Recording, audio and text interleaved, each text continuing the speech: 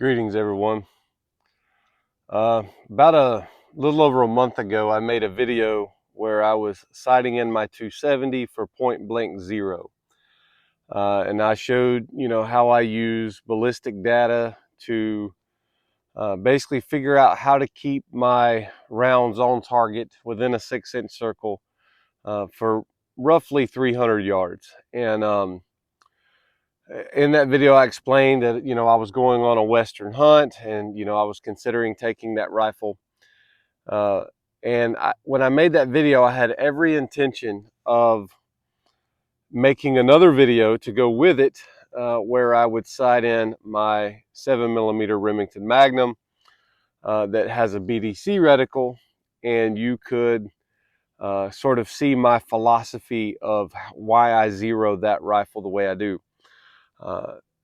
Shortly after I made that 270 video, we got hit by Hurricane Helene. And you can tell by the way my shooting area looks a lot different in this video than it did in that video. That things have the hurricane really sort of messed up my plans. In fact, I have a video about Hurricane Helene where you can see what this exact spot looked like the day after the hurricane. But I intended to make that video, and obviously, things got messed up. And this was the rifle that I was going to shoot. Now, this rifle is actually zeroed already. I've already zeroed it, and I've confirmed that it is zeroed. But I'm not really going to shoot in this video. The rifle's zeroed. I don't want to, just waste ammo after, the fact that I've already got it zeroed. But um, I still want to sort of explain, the difference in how I zero this gun. So if you are familiar with the BDC reticle, there are multiple hash marks in there that are supposed to be set for different distances. Now, when BDC reticles first came out, and I remember when they were coming out, and they were pretty hot, and they were advertising them. I didn't like them. As a guy who served in a let's just say I had some advanced marksmanship training in the U.S. Army. Um, I saw the BDC reticles as kind of a gimmick, because I learned, of course, nobody, once you learn it one way, you can never learn anything else, right? So, I learned how to use a mil dot reticle and how to use mils to figure out distance. And then, of course, you use turrets to adjust for that distance. And so, every shot at every distance required a little bit of math. And that was the only right way to do it. And I thought BDC reticles were gimmicks because, how can a scope manufacturer make a reticle and tell me that, this hash mark is 200 yards and this one is 300 and this one is 400 when you don't know what rifle I'm shooting, you don't know what ammunition I'm shooting. Uh, you don't, it's ridiculous to think that, one hash mark would suffice for all rounds, right? What if my scope's on a 30-30 versus a 300 Win Mag? It didn't make any sense. But lately, I've been experimenting a little bit with these BDC reticles, and I found out a way to make them useful. Now, this probably, a lot of you guys probably already know this stuff, but I'll just kind of explain, my philosophy on it, right? So, again, when these things first came out, they were sort of marketed as 100, 200, 300, 400, 500, which again is ridiculous because different ammunition is going to hit in different places. There's a lot that depends on what rifle it's fired out of. Even two different boxes of bullets, like if I had a 140 grain, soft point versus 165 grain ballistic silver tip shot out of the same rifle, it's not going to be the same impact. Okay. But one thing you can do, you can look up the reticle information for your scope. So for example, this is from a Vortex Crossfire 2. You can see that on Vortex's website, it shows the actual distance. in mils between the reticles. And so then what you can do is you can look up the ballistic data for that bullet fired from your gun, and you can kind of see, at different distances what the drop in mils are. So you can use the information about the scope, how many mils are there from the second hash mark to the third hash mark versus how far is your bullet dropping in that time, and you can get a better, more accurate idea about where your bullet's going to be when it passes that second hash mark, that third hash mark, etc. But this rifle right here, this is a Tikka T3 in 7mm Remington Magnum. This rifle has a Burris scope. And Burris is really the company that sort of turned me on to the BDCs, because they have information on their website. They have technology that you can use to figure out exactly where your bullet is going on that exact model of scope. And I wish all manufacturers did this. But I will show you, I'm going to demonstrate how that works. Okay, so the first thing that I need to do, which I've already done, is zero this rifle for exactly 100 meters. I want it to be precise. When we did the 270, we wanted it 2.5 inches high. This one, we don't want that. I want this I want the bullet to impact exactly where I'm aiming. So point of aim, point of impact is going to be the same at 100 yards, and you could do this for 200 yards. You could do it for 100 meters, 200 meters. You could do it for 50 yards, 50 meters, however you wanted to do it. Burris lets you customize all of that, but we're going to do it at precisely 100 yards. Okay, and so now what we can do is I'll show you how to use Burris's website to see exactly where your bullets are now zeroed for on this BDC reticle. Okay, so one of the things that I like about Burris is you can go to their website. So I'll go to their website right here. You can click on ballistic tools and then click ballistic tools again. And you can come down to where it says reticle analysis. All right, now this part's kind of tricky because it's going to ask you to pick your scope and then pick the reticle that your scope has. However, I guess certain models have changed over the years, because I have a full field E1 scope, but the reticle that my scope has is not on here. So I actually have to go to the full field 2 family of scopes, and then I can find my reticle, which is the 4.5 to 14 power ballistic plex reticle. Okay, so what we're more concerned with is the reticle more so than the scope.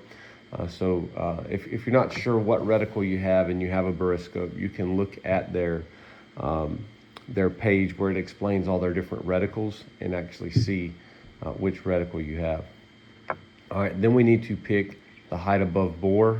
My scope on this 7 mag is actually fairly high. It's 2.5 inches, so I'm going to put that in there.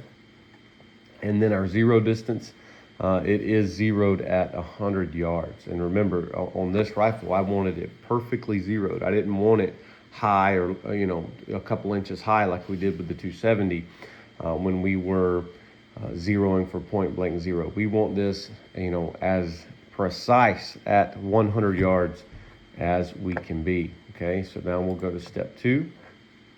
Now I need to pick my bullets. Now there's a way you can manually input this if you were hand loading, or for whatever reason your factory bullets shot a little different than the factory information said. We're just going to use the factory information. So I'm going to pick my bullet manufacturer. In this case, I'm going to be using Winchester bullets. So I'm going to scroll down till I see Winchester, and then this is a 7mm Remington Magnum. So we'll go all the way down to 7 mag. There it is. All right, and then I'm shooting 150 grain Winchester ballistic silver tips. And so it has the feet per second, the muzzle velocity, and the ballistic coefficient already in there, so I make sure I got the right ammo. I'm going to go to step 3. Now, for the most part, I can kind of leave this as is. If you know that you're only ever going to hunt in a certain place, you can, manipulate this to get a more accurate description of environmental conditions. But I'm going from a place that is, 150 feet above sea level to a place that's several thousand feet above sea level.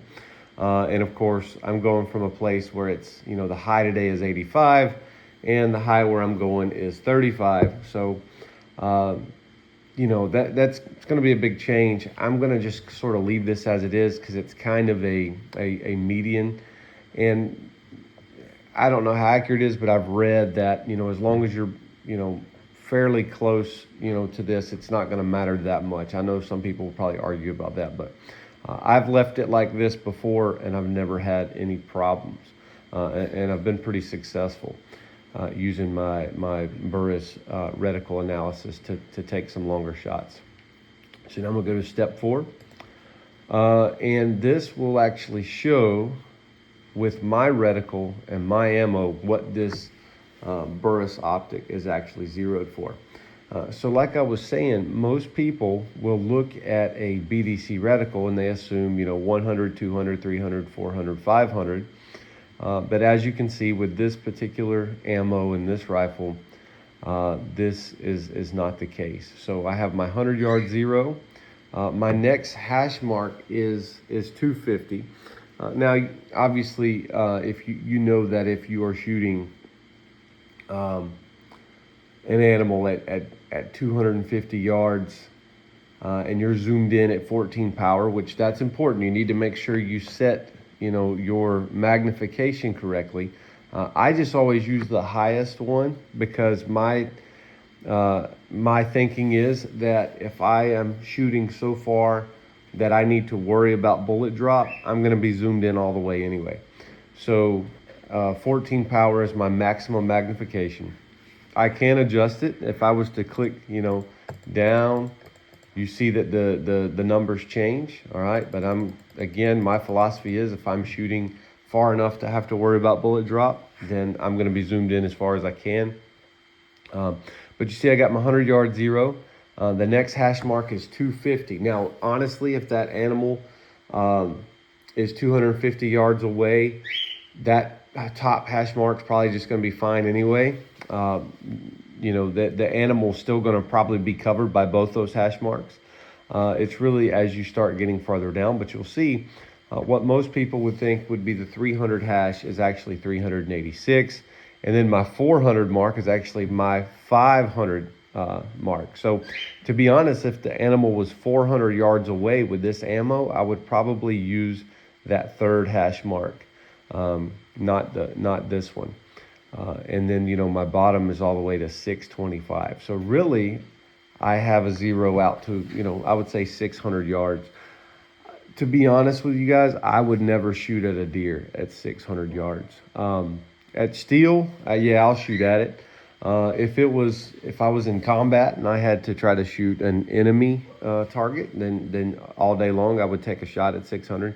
But a deer, I'm not going to shoot at 600.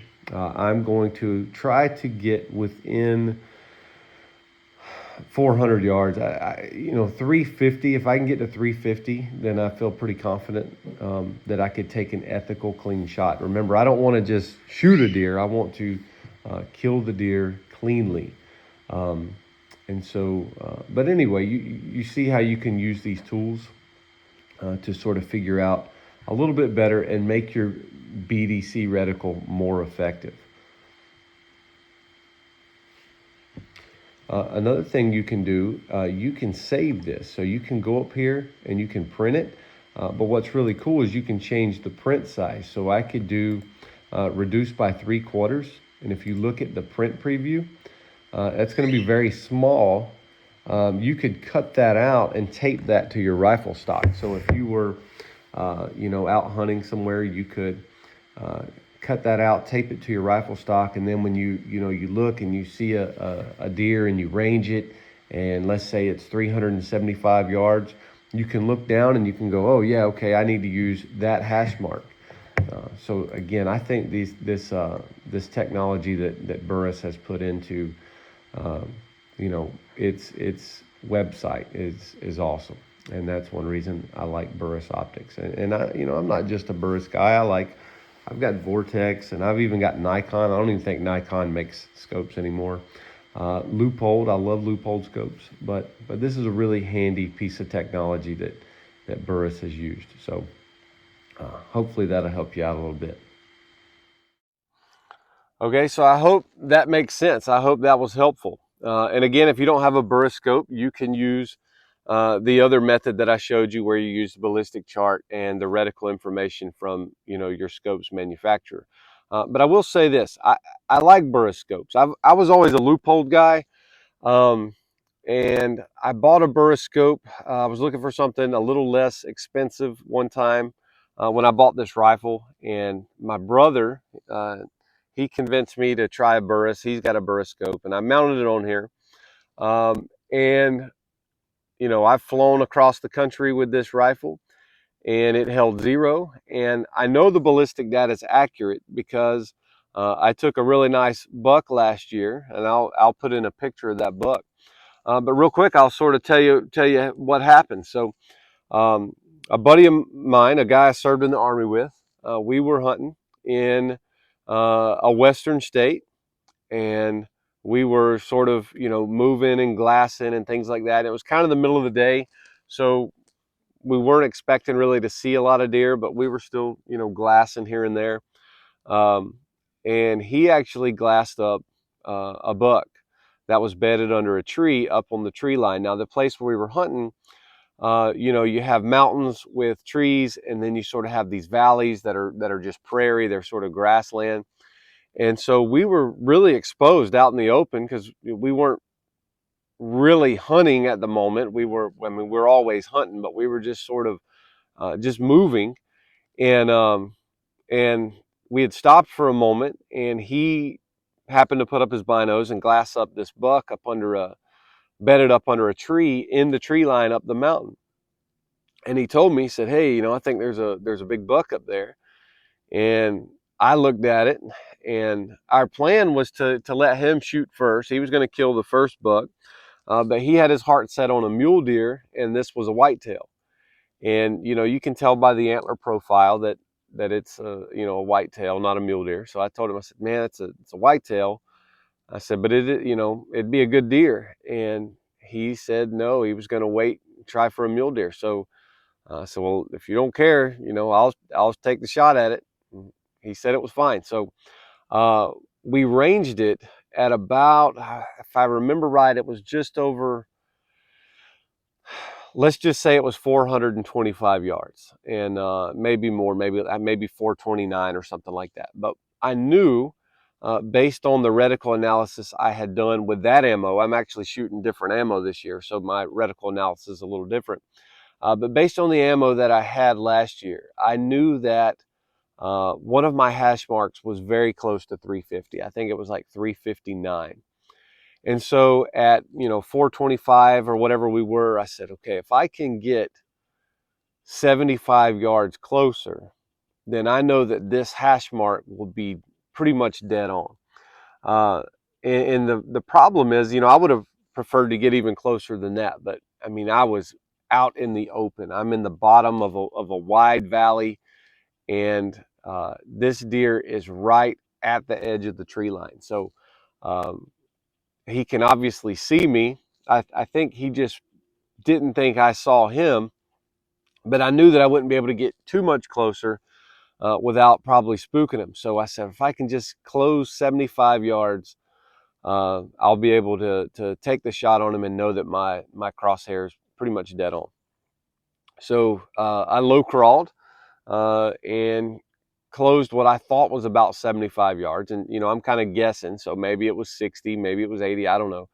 But then I got set up and got on my sticks that I had sort of made, and calmed down, got my breathing back slowed down, and he's still sitting there bedded, and he's kind of looking all around, and all I can see really is his silhouette under that tree. And I put that crosshair on him and settled and squeezed the trigger, and I watched him fall in the scope. He never moved or took a step. Now I'll say this, I know some people have a problem with that. Some people would be like, oh, you shouldn't shoot a deer on the bed. In fact, when I took Ava to that hunter safety course, that I made a video about, one of the instructors had made a comment. He said that you shouldn't shoot a deer on the bed. It's unethical. And I thought that was ridiculous because, you know, he's supposed to teach hunter safety, and he's supposed to teach rules and laws and safety. That shooting a deer on the bed, the ethics of that is completely subjective. There's a lot of people who would say shooting a deer on the bed is probably the most ethical way to kill a deer because you know, you have surprised it. You know, it's probably, I can tell you this deer, you know, he did not feel anything. I mean, he died being bedded, and so, you know, to me, that's more ethical than shooting at a deer running across the, you know, across the landscape. But, you know, I don't know. It's all subjective, and that's fine. If you believe different than that, that's fine. Comment on it. You know, I have no problem with people that think that way. But I don't think that way. And I don't think that you thinking that way gives you some kind of moral high ground, sort of like that guy did in that hunter safety class. But anyway, shot the deer, and he just, you know, fell over, and, you know, he was already bedded, so basically his head just dropped, uh, and it was, you know, dead on, or just where exactly where I wanted to shoot him. So I know this technology works, and so I recommend it to you guys. One more little thing on the story of big deer. So the hurricane hit and kind of messed up my filming schedule. It definitely messed up my hunting schedule. In fact, I missed muzzleloader season. I didn't even get to hunt with a muzzleloader. Now, in theory, you know, I can hunt muzzleloader during the regular rifle season, and I probably will if I get the chance. The big problem is I don't have a lot of. Our woods are a mess. I mean, you cannot walk through them. They are. It's just like toothpicks out there. So um, the only place I can really hunt are the clear cuts, and I think a lot of that is going to be out of range for a muzzleloader. Um, but we'll see. I still plan to try to shoot a deer with a muzzleloader. But I did have some luck earlier, or I was blessed to say, I should say that I was blessed that I killed the biggest buck that I've ever killed in Georgia um, a few weeks ago, and the opening weekend of the Georgia modern firearm season, rifle season. And I would have never have sat where I was sitting if it weren't for this hurricane. I like to hunt in the woods. I like to be up in a tree surrounded by timber. And like I said, I can't even get in there. I don't even know that there's any trees that I have that are safe to put a deer stand on. And so I was sitting in a box blind on a big open clear cut, which I don't like hunting that way. Um, but I killed the biggest buck that I've ever killed in Georgia, and I'll post a picture of that. I don't like posting pictures of deer on social media, but I guess with YouTube, that's kind of a thing I'm going to have to do if I want to have a YouTube channel. People are going to expect to see that sort of thing. But I really got sick and tired of people saying, you know, they're judging a hunting experience based off of a picture. It's not just me. I've seen people, you know, YouTube channels where some guy kills a deer, and then you scroll down in the comments and someone's like, oh, you should have waited another year. You should have, you know, that buck's only this old and it should have, yeah. That's not your decision to make. Okay. The hunter is the person making the decision whether or not to pull the trigger. And you can't judge their hunt based off of that picture. You don't know uh, what uh, you know, what their experiences were. You can't look at a picture and say, hey, I wouldn't have killed that deer. I would have waited till it was so and so. You don't know the situation. If you're a guy hunting you know, you've got 2,500 acres of private land, and you've got food plots and bean fields and all that, and you've named all of your bucks, and so you know that, you know, old, you know, brown top is 3.5 years old, and you're not going to shoot him till he's 5.5. That's your decision to make, but you can't judge a guy hunting public land who kills a, you know, a 2.5-year-old 8-point the same way. He has a different experience than you. All right, and either way is fine. You know, I don't condemn anybody who's hunting legally, but you can't judge someone else's experience based off of your own experiences. And so this was the biggest buck I've ever killed in Georgia. Yeah, I've killed bigger bucks in other places, but I was very proud of this buck. I was very humbled to be able to kill this buck, and I'm thankful for it. I'm thankful for every deer I kill, whether it's a spike or a doe or whatever.